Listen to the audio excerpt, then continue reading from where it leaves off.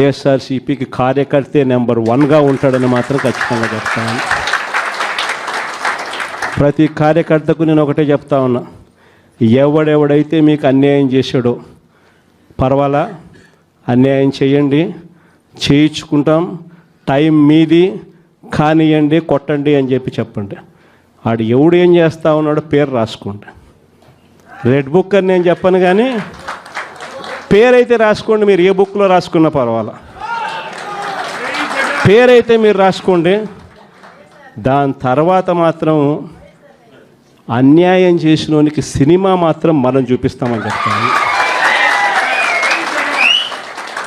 ఆ మనిషి రిటైర్డ్ అయి ఉన్నా కూడా లాక్కొని వస్తా, ఆ మనిషి దేశం విడిచిపెట్టిపోయినా లాక్కొని వస్తా.